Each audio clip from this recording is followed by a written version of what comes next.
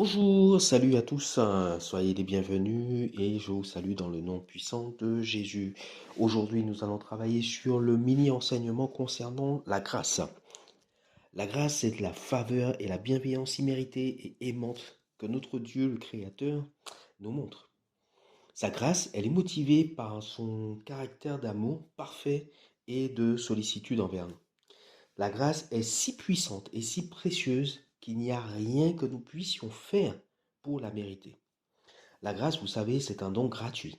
Nous ne pouvons rien faire, même pour la gagner, et nous ne la recevons pas non plus automatiquement. L'une des plus belles choses à propos de la grâce de Dieu est que ce n'est pas un accord ponctuel. Dieu n'entend pas seulement la grâce une fois, comme une carte qu'il tire. Sortez de l'enfer gratuitement ou sortez des tourments gratuitement. La grâce de Dieu est un vase débordant qui est sans fond, dans lequel nous pouvons toujours puiser et nous sommes toujours les bienvenus pour y boire.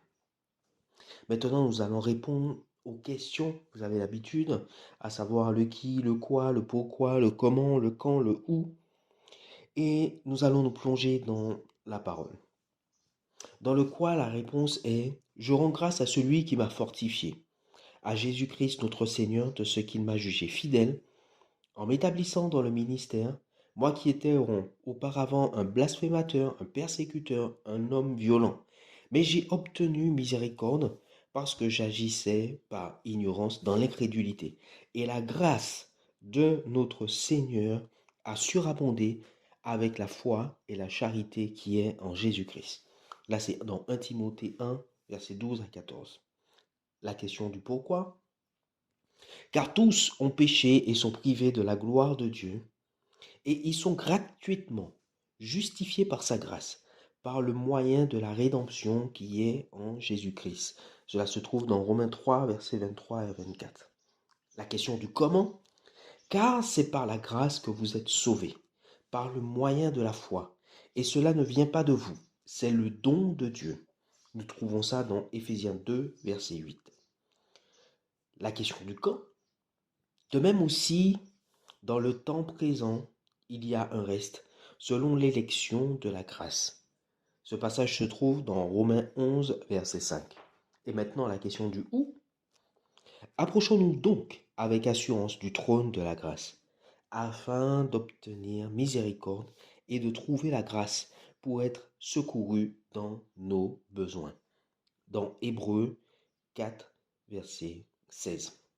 Donc nous voyons que la Bible nous donne toutes les réponses.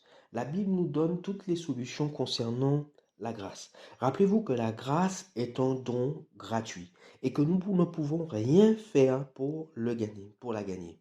Nous ne la recevons pas non plus automatiquement. Certaines personnes évitent de discuter même de la grâce parce qu'ils craignent une mauvaise compréhension de la grâce. Et certaines personnes pensent que la grâce, c'est un laisser-passer pour le péché. D'autres peuvent définir la grâce comme une liberté de faire tout ce qu'ils veulent à n'importe quel moment et sans conséquence. Mais je vous rappelle que la grâce n'est pas un permis pour pratiquer le péché. La grâce de Dieu nous donne le pouvoir de mener nos batailles contre l'ennemi. Elle nous donne le pouvoir aussi de pardonner à ceux qui nous ont blessés. Il nous fortifie dans notre foi et nous enseigne comment vivre d'une manière qui honore Dieu et rend gloire à son nom. Vous savez, au fur et à mesure que la grâce de Dieu agit dans nos vies, nous apprenons à l'étendre aux autres. La grâce de Dieu arrive sur notre vie et de facto, elle déborde aussi sur les autres. Par nos actions, la grâce de Dieu bénit ceux qui entrent en contact avec nous et deviennent un témoignage pour ceux qui veulent servir Dieu.